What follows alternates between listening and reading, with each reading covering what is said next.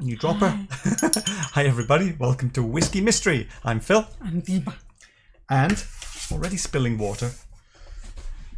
We're a little cooler today because we bought an air conditioning unit.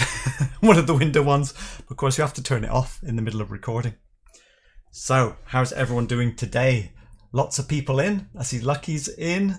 King Jack's in. Falsgraff's in. Where's Melissa? Melissa, where are you? Hey, Graham's is arrived as well. Petehead. Anyone seen Melissa? Anyway, we will be blind tasting one of our 120 bottles, telling you what we think of it, giving it a review, kind of, and then we will decide where to put it on our shelf, from our favourites down to our less favourites. Melissa. Many does not there.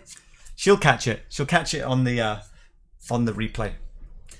Melissa picked us our 79th bottle last week. Let's pour something. No Melissa yet? Okay. I'm gonna pour. Where's my pour button? Let's remind ourselves what we got. Look at that. It's a pretty dark one. I'm going to add some water. Let me have a little bit to put some water, because I want to water this way down.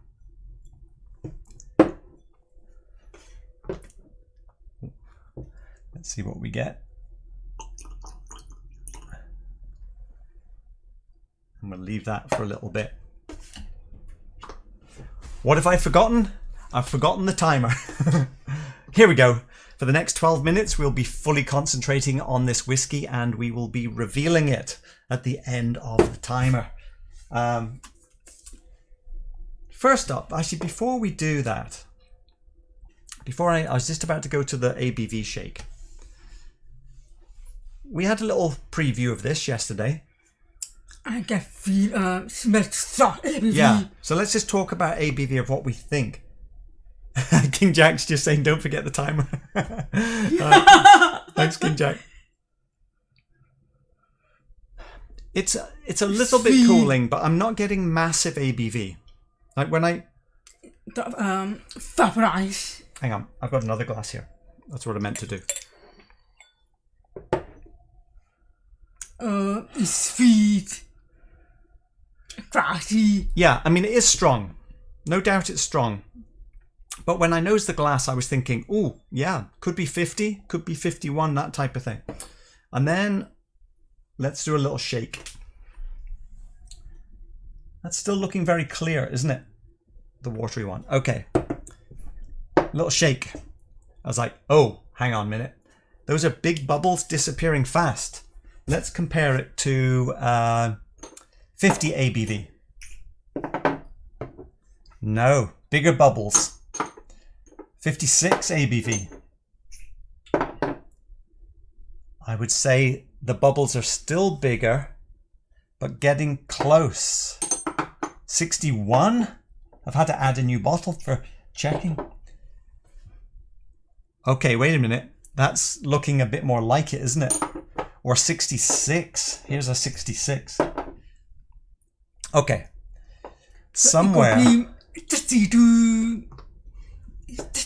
I was like, really? That could be a 60 plus percent. It's oily. I'm gonna have a sip. I'm gonna have a sip straight on the neat and see if it has that kind of power.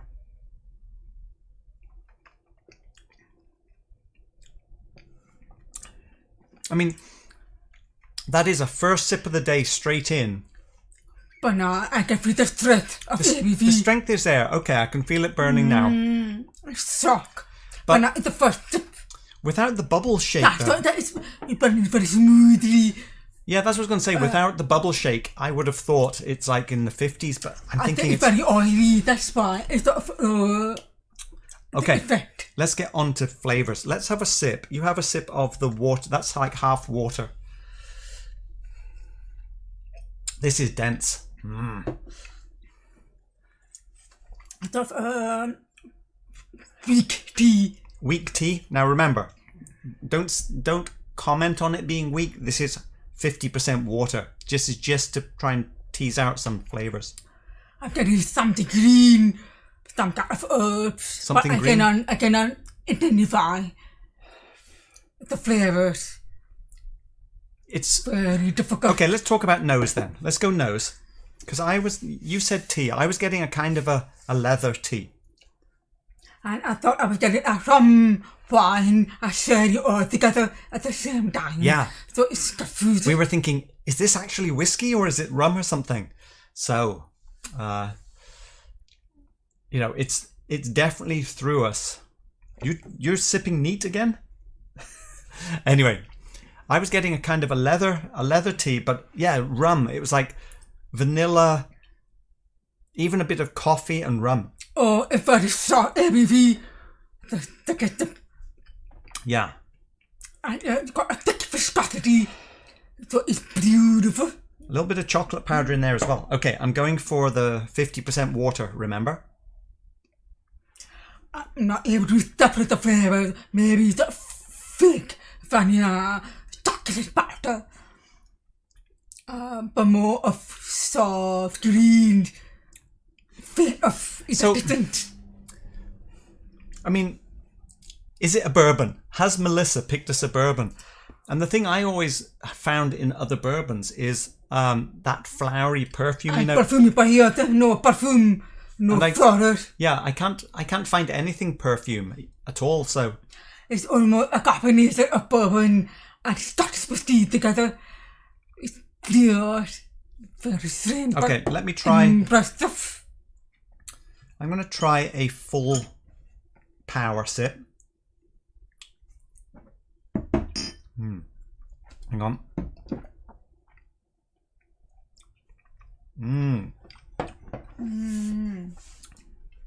Wow. That is good. It's impressive. Oh, it's getting the second half is even more amazing. Okay, but how is it amazing? What are the let's go over basic flavours. And then I'm going to say something that's not a flavour. First thing, it's very deep. It's like a deep hole. In fact, it reminded me of, if anyone remembers this 75% proof Inner Circle rum we had about a year ago. We called this one Alice in Wonderland because it is like falling down the rabbit hole. And this has a similar. Oh, yes. And I was also thinking, oh, George, thank you very much. That's worth it. That took me out of my concentration, but that is worth it. Yes. Thank you very much, George. Hoping to see it rain. There it is. Cheers. It's raining Scotland, so it's raining here. I'll catch up with chat once we get through our 12 minutes. I couldn't decide. Is this very simple and one-dimensional, but nice? Or is it just 100% integrated? I think it's very complex because, first, I'm swimming. I said, from swimming, you go to sauna room. From swimming to a sauna room? I said, that kind of... my mouth, time. For me, this is all happening around the edges. Beautiful. It's not happening in the middle, the way I expect the flavours to be. It's like they all wash out and all the interest happens out around the edges. It's a drop out the mouth. Yeah. Roof. And for me, it's kind of a licorice syrup. Or what else did I say? That's a sauna room. Chocolate edges. Slight coffee, chocolate edges. Oh, where's my painting? Let's have a little look at the painting. And at the finish is of dark but So I did this, but I have to say there's nothing actually winey in here. So it's a bit... Hang on, let me kind of take out winey. Just so you know, it's not really winey, but the whole point is that it's more detail out around the edges is what I was feeling. It's almost like it washes out. If you like remember that thing you would do in chemistry, you'd put like an ink dot on blotting paper. This is going back some time. And then you would add drops of water and the ink would spread out into the layers, but it would concentrate on the edge. It makes me feel like that. Okay. If we think it's high ABV, it's time to go to the spreadsheet, I think, isn't it? If other people want to join the spreadsheet, here we go. You can look under your own powers, but let me just scroll down. It's got to be over 50. And hang on, are we committing to it being a bourbon? I think it's a bourbon, or it could be from Taiwan. Oh, like Cavalan. To be any from. No, but we could compare to it. Hang on, I'm trying to just get to the end of the scale here. Springbank, Glentauchers, no. Oh, it's not sherry. It's not Cavalan sherry, no. Don't know, not sherry, no. Oh, 58. It's not Oloroso. Could it be lot 40? That's rye, isn't it? Don't think so. Could it be Annandale, Man of Words? That's a very young bourbon cask. Or are we just going to head on up into Booker's? Oh, and could it be ECBP? I wanted to compare to something. I like it. Blanton's. This was our previous favourite bourbon. Let me see how we compare. That's currently up at the end of the top shelf, and this is 64%. So it will give us a good indication if it's a bourbon or not. This is mad that I can't decide if it's a bourbon or not. All right, back to number 79, licorice syrup. Both definitely very dry, astringent. Okay. This one is soft, moist, sweet, syrupy, bit of licorice, a little bit of coffee chocolate out on the edges. Oh, sort of darker chocolate coffee as it finishes. Still, it's quite short, so maybe it's relatively young. Okay, we tried the Blanton straight from the barrel, which is 8 year, I think. See, I get a little bit of perfume on the nose already. I don't get any perfume here. No. Maybe it's not a bourbon. Very sweet. Yeah, see, this is very dry, very astringent. Yeah, this has got that slightly soapy perfume. Oh, it does taste slightly hotter. I like it, but it's attacking too much. Yeah. It's too much. It's too stressful. It's harsher. Let me go back. This one is let me get black. Very soft, mellow. Okay, it's decision time. So I prefer them more any day. Where would you put it on the shelf? Somewhere. Whoa. Let's compare it to the Cavalan quickly. Where did I put that? Oh no, can't find it. Here it is.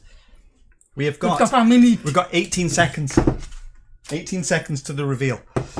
Cavalan is 54%.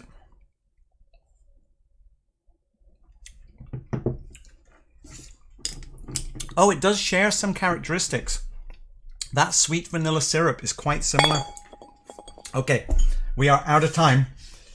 Oh, it's beautiful. And also, I haven't read any chat yet. Okay. I am going to say, let's see, the Bookers that we have. Yeah, it's very confusing every for both of us. The Bookers that we have is Kitchen Table. And let me put the box down. And the Elijah Craig barrel proof we have is an older one. Oh, I always go the wrong way. It's an older one, which I believe is C916.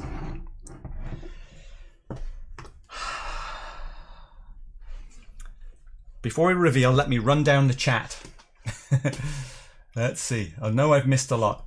Greg, that's what a great bourbon does, I guess. Erase categories of whiskies, go beyond. Yeah, well, maybe that's what it is. Everyone's confused with our terrible notes. Falsgraf is saying that Elijah Craig or the Amroot. Here, people. Okay. Booker seems too dark. Lot 40. Could it be the Lot 40, Tony? Same for Elijah Craig. Booker's for me. Johnny Walker Red Label. Wear a Kwame. Okay.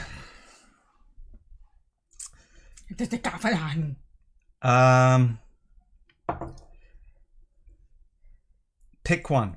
Does Booker's have a perfumey note? I think I'm going to go for Booker's. I give up Booker. Okay, I'll go for Elijah Craig. Are we ready? Place your bets. Here we go. Melissa, I think you've picked a Suburban. This is going to be highly embarrassing if it's not. One last look at the picture. It's something like this, but a bit deeper maybe. All right, here we go. Lucas, I'm sticking with that Bunna Moina Oloroso. Well, there's no smoke. ABV. Oh no! What is it? 56. Oh! All right. It's back to the spreadsheet time. It's only 56. It's only 56. Now what? That's just thrown a loop, thrown a spanner in the works, we like to say in the UK, but that's a wrench for you guys here. What about Westland, Garryana? Let's look. We don't even have any bourbons in here. Springbank Glenwood, Glenrothes, Cadenhead. Oh, Westland. It can't be smoky. 56. About Westland, Garryana. Embarrassing, isn't it? Give me Westland, Garryana. We'll get it after. I'm just embarrassed. I think... I don't know. Let's just go with this. Right. Pressing on. Yeah, if it look at 56 is the Westland. It's 3 years old. It costs $164. It is from the USA at least. And it is from Washington. I think you might have it. It is the Westland Garryana 2018. Okay. Have some fireworks. It is this one. So Graham and 56. Does that make sense that we were confused? Let's zoom in. 56%. Only 3 years old, which is probably why the bubbles were disappearing so fast. Hang on, where were we putting it on the shelf? We're putting it up here somewhere, aren't we? So hang on.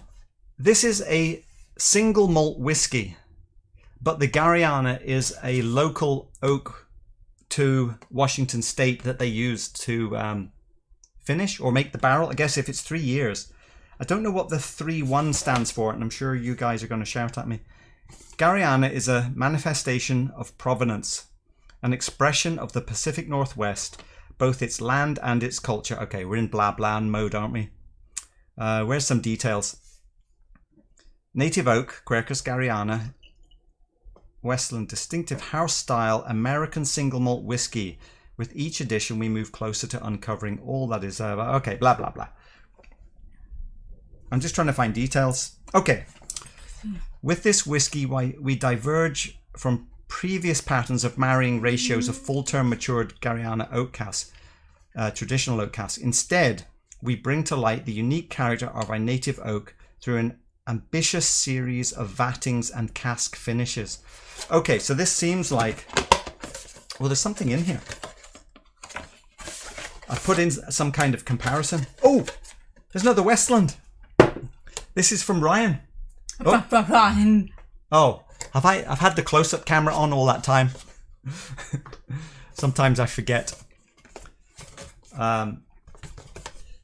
Let's compare. Did you actually look at that?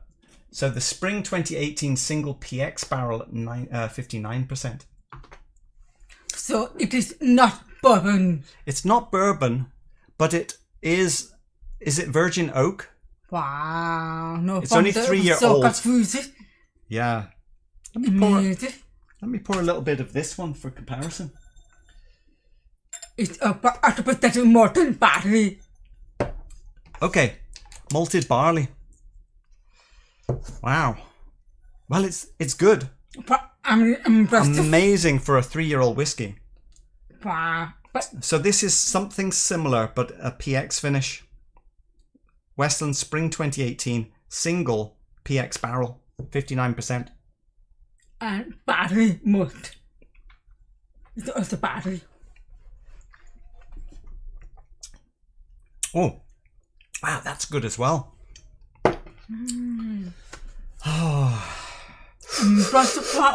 It's big. It's No, it's PX, so it's that sherry that you're picking up, which with a bit of the sulfur, which is a I bit see. like peat. Ledaig, 23 Yeah. supper.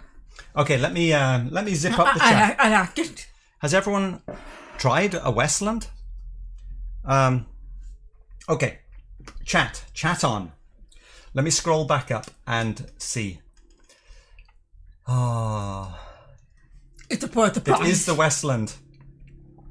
Very interesting. It's about the price. $34. I'll have to think about that. Why don't you answer? What else can you have for 156? It's too expensive. I think you get even extra money, fine. But I have to Okay, pay extra money. I'll think about that in a minute. Deepa's saying no. Is it 3 age stated or just NAS? Your spreadsheet says NAS. Oh. Well, I've written on here 3, which is the 3/1, I think, because newer versions are 4/1, aren't they? So I think it really is 3, and my spreadsheet's wrong. 36 months, Greg is saying. Not cheap. Oh, you know, I wonder what that costs on the price per year. That's a $40. That's probably like a $30 at 40 ABV per year kind of a whiskey. Oh, American single malts are out of the norm. Yes, Jack the Pickled Hound. Well, it certainly threw us. I think Lucas was the first. Oh, good. So Lucas is going to be picking in a moment.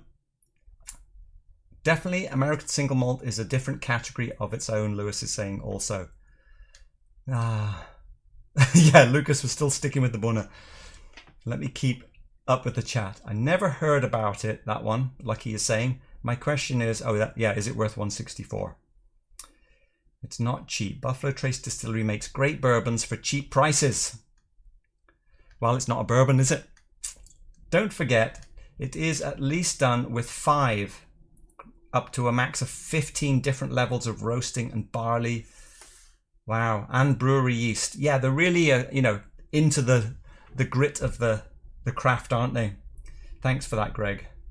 And Greg loves Westland also. Distillery of the Year, 2016. Ooh, for you or in general? Regular American Oak rocks at just $69, Jack the Pickled Hound is telling us. Lewis is saying American small batch, I guess. A pine note for me. Oh, gets a pine note? Still deciding if I enjoy them or not. You know, if I'd thought about it, we do have a couple of samples of Balcones, Texas malt. And I found those, I mean, we have some mini bottles, but I found those much kind of powerful in a bad way. Like too much, too shouty. And I can't remember which one it was. The dark label. I think it's got a cross on it. Hey, Mash and Drum. Jason, how are you doing? I've still got to catch up with your blind tasting. Your pre-blind tasting for Roy. So, Jason, I'm certainly sorry. The after effect of the whiskey is beautiful. It's very interesting. So $164. Instead, you could have bought Talisker. I'm thinking, you know, the Kavlan was about the same price. And So we prefer Garryana. The Garryana. Kavlan for us was about the same price. And that's similarly a young whiskey. Garryana is very disgusting, sweet. Yeah. Oh, this is not one. No, it's okay. That's mine. That's a sherry. The Kavlan has a more woody finish, which I don't like. And the Westland is a bit more softer all round. But I guess it is somewhat simple and not just fully integrated because it's just 3 years old. But a beautiful after effect. Oh, I would rather have either of these two for that price. Fair enough. So I was giving it thumb up, but not worth the price. well, you know, you've got to put it in context of supporting a craft distillery, though, haven't you? I mean, this is a small production where they're really in there trying all kinds of things. Very interesting. I think it's up there, though. It's we're going to throw it in here somewhere.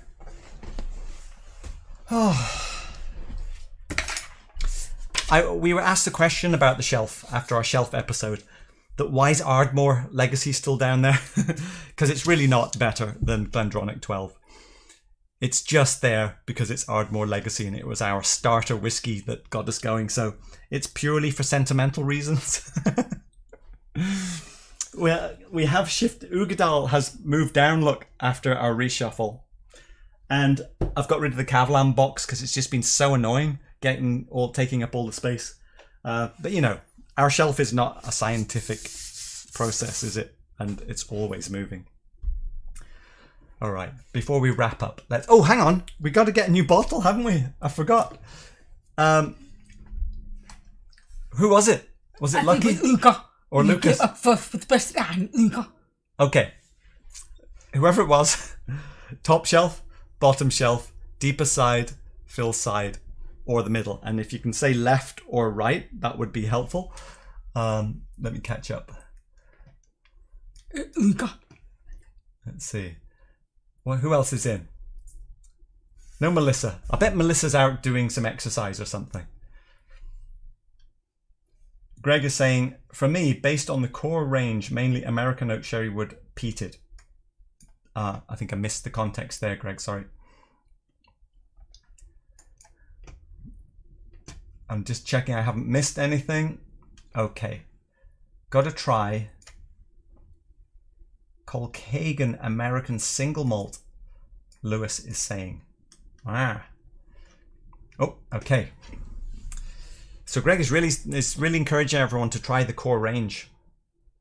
I think we all have those sentimental faves. Yes, Michael, Sunday Evening Scotch. Okay, Lucas is saying I would go for the upper shelf on Phil's right side, right on the edge, because that will be Ardbeg 10, obviously.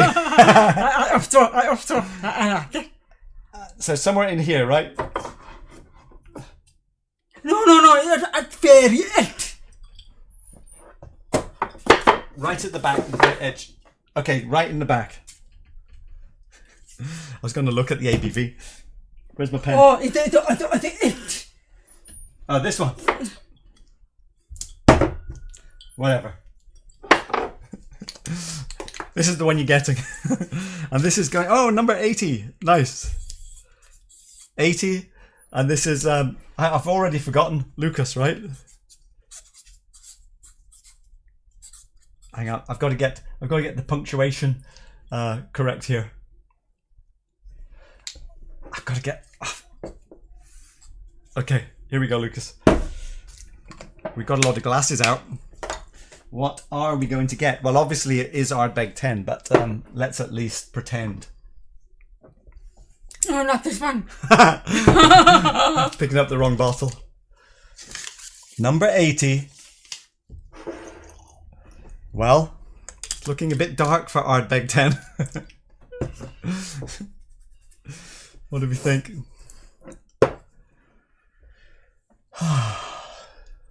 Little preview.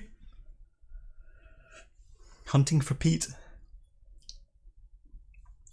It's a beat.